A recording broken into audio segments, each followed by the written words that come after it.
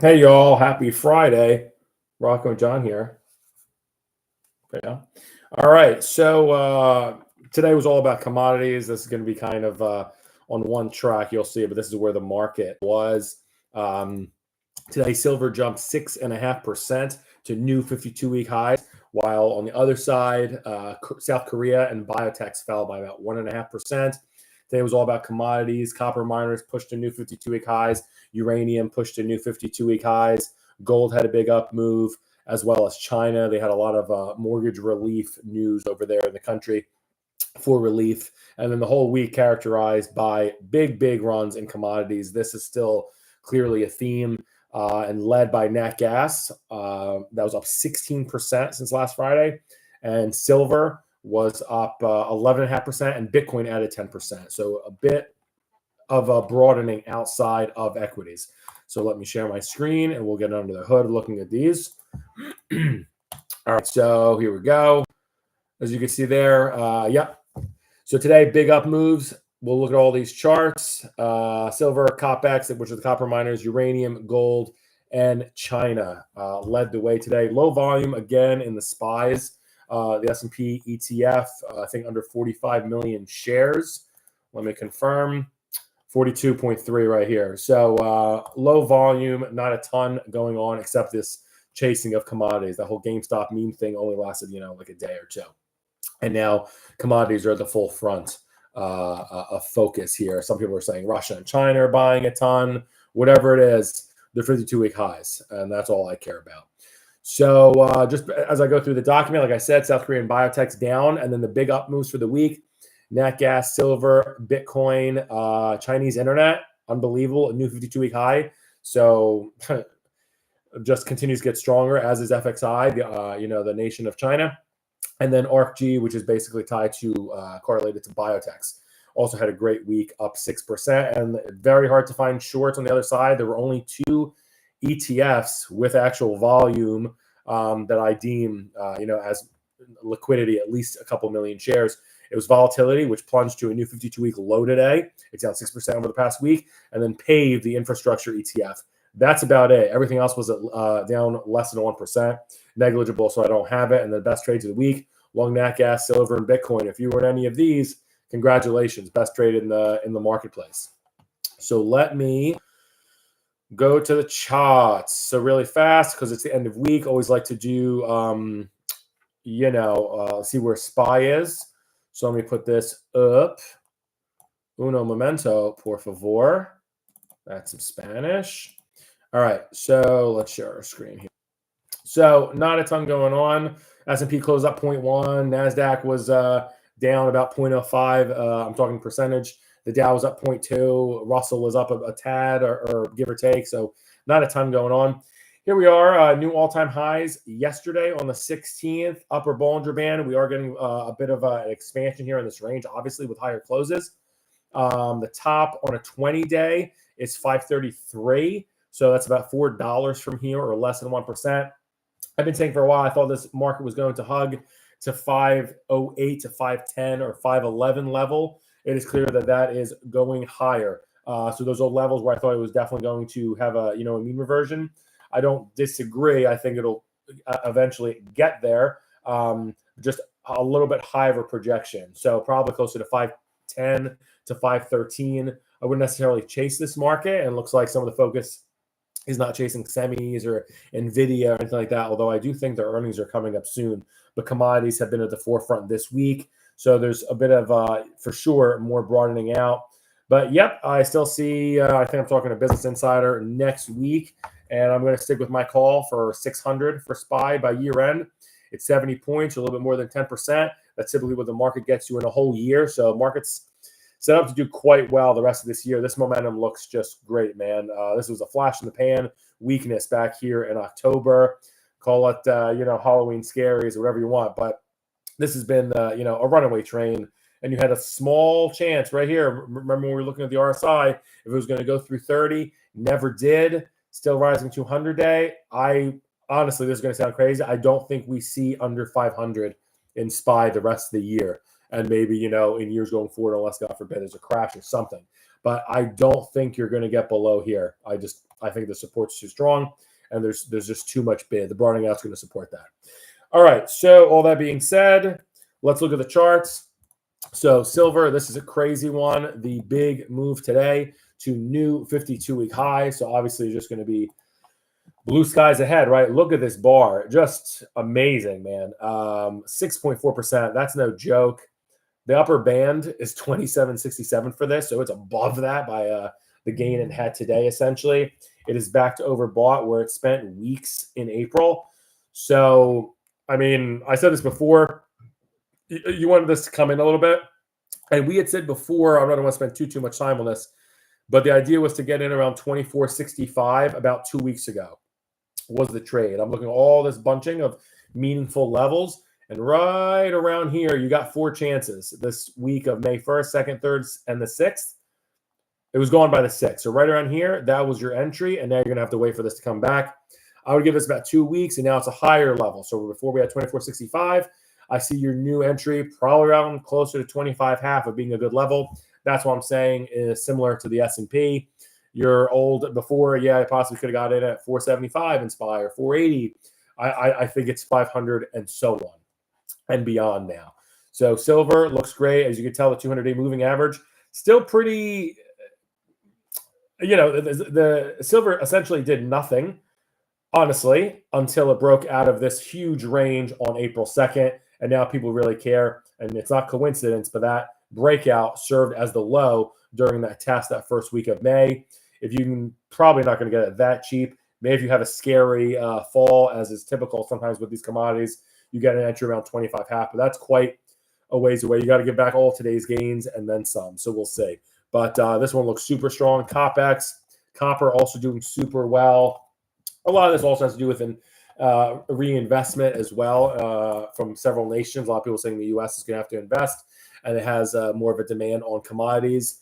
Irregardless, this monster is up 4.7% today, and this is the miners. So this isn't the asset itself. These are the firms that mine for copper. This looks great. We're going to give this a little bit of time, and maybe you can get an entry around 47. So that would be a 10% or so reduction. So you need these to come in. Otherwise, you're chasing. Uranium, strong, quite strong. Again, all commodities. These assets all ripped today. Uranium up 4%. This chart has the most slope of the ones we've just seen. As you can tell from silver and copper miners, much more stagnant 200-day. Just sees it doesn't have much lift. Uranium, this looks impressive. If this has follow through like silver, this could have several more bars and get to 35, which would be 8% or so from here. So I like this. It's not even overbought yet, where it did spend period back in the fall in September. I don't want to chase this right here. Something tells me you probably going to get an entry close to 30, 31, somewhere around there. Let it settle in here, especially if the market is due to give back around 2% over the next month or so. Potentially this goes your way, but momentum looks good in this. If you don't have commodities in your portfolio, I'd add some. GLD, also a big runner today. Gold up 1.7%.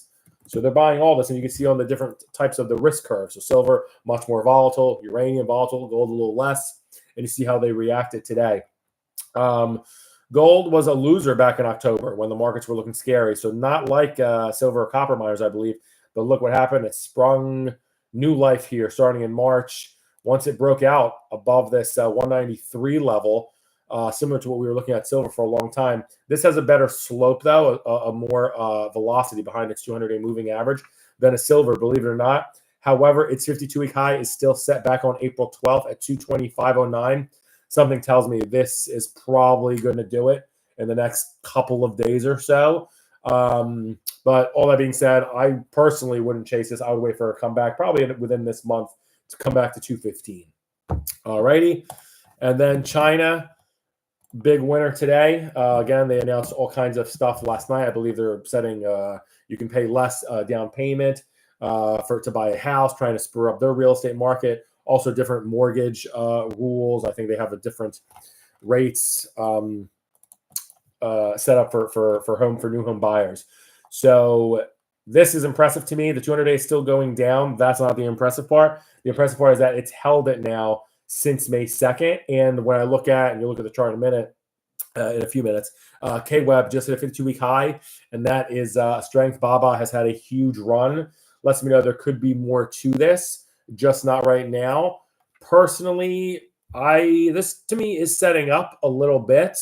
2485, I think there is a meaningful level. That's a 21 exponential moving average, as well as the middle Bollinger Band here, as well as it's just basically it's a percent above the 200-day moving average. So right here, I think it's a meaningful level and not a bad area if you want to participate. It looks like they sure were today in Asia, up 1.5%. For the down moves, excuse me, I saw Indian for lunch. I feel like every time I have these videos, it's Indian for lunch. Chicken tikka no masala. No masala salama. So South Korea was down hard today. I don't know what specific news. Maybe they were just a pairs trade by China, South Korea. Regardless, not much weakness in the market today. This was one of them. Their 52-week highs set back here March 21st, so it looks a little bit more distant. About 8 weeks ago. This is what I'm looking at here is I'm looking at a dead flatline 200-day moving average. That's not so sexy to me. That's not so interesting. But overall, it's never been overbought. All you see here is red, loser status, loser status, loser status. And what have you done for me lately? January, loser status. And then here, when it got to new highs, did you have a new RSI? No, so I don't get a confirmation. I don't love South Korea. It looked better maybe like in March. I don't love it here. So just interesting to note. And then XBI Biotechs did move lower today. Not magnificently, but it was a down move where there was strength in a lot of other areas. Down 1.5% today. Yeah, this looks like it's going to have a mean reversion to about, I'm looking at another chart as well with different time frames, but this was like it's headed towards 89 at some point, especially if there is some consolidation in the market. I would bet that a long duration asset like the biotech subsector would give way as well. Not a huge fall off, but similar to today again. So maybe another 1.5% down to the 89 number. All right, top 5 gainers the past 5 days. No repeats on charts. Net gas, if you were in this, congratulations. The best trade in the marketplace. I've been saying before, this thing, I got to zoom in on the 3-month because it's such a piece of crapola. 3-month highs today on this. Did it make also 6-month highs? No, that is up here. But 3-month highs for today, usually the first look of real momentum is when something makes 3-month highs, or for me, 3-month lows. So for this 3-month highs, looks overbought for here for sure. This is definitely participating in the tailwinds of the commodities boom, but this should have a mean reversion now to like 1730. I mean, this is crazy. This 5% move today. I don't know if there's inventory numbers released this morning or what have you, but a little overbought. The story looks less bad. This bottomed April 16th at 1387, and it's if you were in from there, you got a 50% gainer in your portfolio. So this looks, there's broadening out a lot of underperforming assets, and this is one of them. To have just right size a lot of different things in your portfolio. I think this should move towards 16 to 17 or 16 quarter rather over time, over the next month or so. It's volatile. This could easily get back on Monday. Silver, we already looked at that chart. That was the second best gain over the week, up 11.5%. Third best was IBIT, 10.5%. So let me do BITO in here just because it has more history. BITO, or IBIT specifically, but they're all similarly tracked, obviously, is up big this week. It's hard to tell, but it had a nice 10.5% gain. There it is, 24.65 to 27.20. Rounding right about there, 11%, call it. In terms of the chart, this looks a little bit overdone here. There could be a little bit of chasing that pushes a little bit higher, but I think it's getting a little bit tired right around here. The thing that scares me a little bit about Bitcoin now that I look at it is I don't like, if it does stall here, it hasn't really held above 50 RSI since back here. Early mid-April for BITO, we're talking about the stock having a $31 price value. So don't like that it's going to get potentially tired here and it's 10% off. Also, I'm looking at Bito. There hasn't been very attractive money flow as of, let me see, April 8th. It's looked weak, so no coincidence why it looks heavy from here right around this point. I'm looking at Chaikin money flow on another chart because I don't want to bother you with even more bottom panel frame here. But also another factor is it's been losing to the SPY, to the S&P. The S&P has been a better area for your investment. It's short term, but since May 1st, you've been actually doing better with SPY than Bito. So a little bit concerning, but the reason why we're looking at this is it is the third best performer in the market this week. Okay, KWeb, definitely want to look at this one. This thing's been a beast, 52-week highs. And the crazy thing is this thing went from 52-week lows to 52-week highs from January. This is insane. From January to May. So 4 months, your round trip, you got from 22 to 32. That's a 50% move. And that's not, the more stable FXI, which is, diversified to get your China financials, real estate, etc. This is Chinese internet. This is Baidu, PDD, JD, etc., etc. So very impressive. All that being said, an area I would look to get into, but not here. No way, Jose. I would say about like 29.5. Whenever you see these first bunch of lines is when I'm going to start to get interested. And it is overbought, as crazy it seems. It was range bound all year, essentially. It did get oversold January 22nd with the new price low. And that's as weak as it got. And then buyer stepped in. Some people think there's like a certain PE value on China. That's as cheap as it got. And people want to rush in, whatever. Who knows what is actually reported there. But yeah, if you can get a buy here around 29.60, so that's a 10% decline from here, I would like to participate. And then ARKG, did we look at this one? No. ARKG is the fifth best gainer in the market this week, up 6%. Yep, you can see here on the past 5 bars. ARKG, yeah, this looks a little bit extended and a weak story. I don't love that it looks significantly heavy here and the 200 days continuing to roll over. So if you got this run, congratulations. I don't think it holds, and this also has loser status. Loser, had to say it. Status printed over it. It's just been almost like perennial loser recently. I guess I should have said perennial then. But yeah, this thing's been a loser, oversold. It typically does it for at least a week.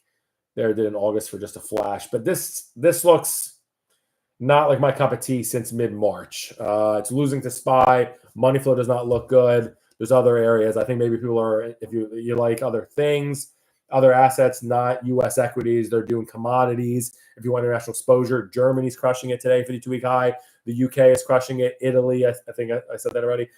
Turkey. There's lots of other areas that are really doing well. I wouldn't have to laser in on Biotechs if you don't have to, at least not right now. VXX, you can't really say this for much. There's only 2 losers, like I said, in ETFs for the past 5 days. And one of them is VXX, which printed a 52-week low today. Very difficult to do. Just astounding.